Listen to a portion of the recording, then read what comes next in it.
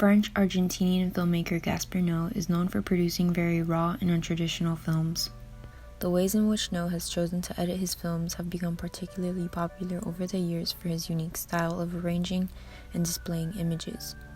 Nearly all of his films balance a line between generating revolting audience reactions and very impactful, eye-opening ones. There's much to uncover when it comes to analyzing his work.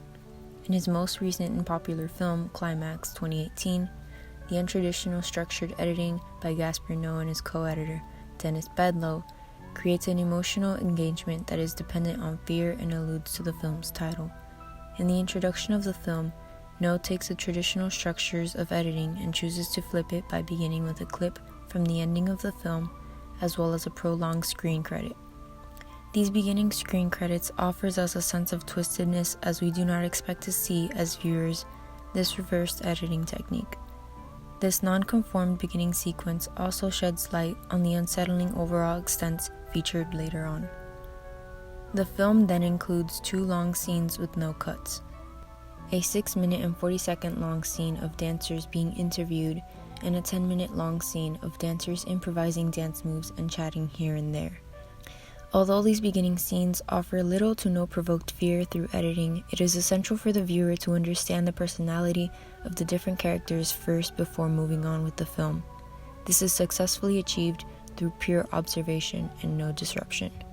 The lack of cuts as well allows us to let our guards down completely at the beginning of the film by perhaps becoming bored or detached, allowing you to relax from what is yet to come.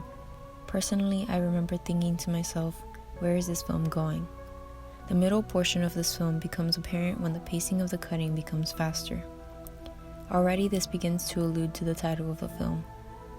The film becomes increasingly more sinister as we cut back and forth on uncensored conversations about drugs, sex, and violence. We then see a jump-cutting montage of dancers partying and drinking in a formed circle. An unforeseen flashing screen card reading, "Birth is a unique opportunity," appears as well, along with more flashing screen credits. This plays with the emotions of the viewers, causing them to brace themselves and become more attentive of the situation unfolding before them. The focus on the more exaggerated dance moves and dancers passing out on the floor, again, creates emotional engagement with the viewers, making them aware that our characters are spiraling out of control and going down a dark path. In the last portion of this narrative, all hell essentially breaks loose. Although the cutting isn't way more intense, the editing of the saturation of the colors are.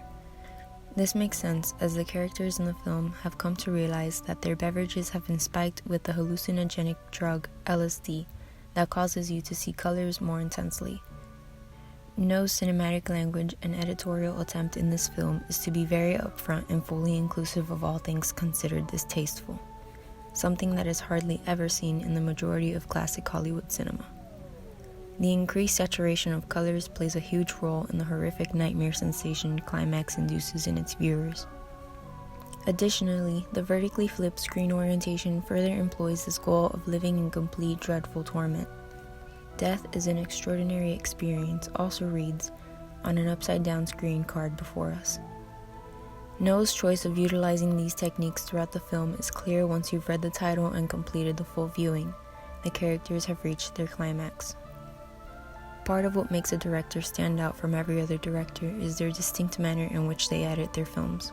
Although this film provides an unusual altered example of traditional editing structure, it is triumphant in touching on the sensitive, fearful aspects of the spectrum of human emotion and creating cognition.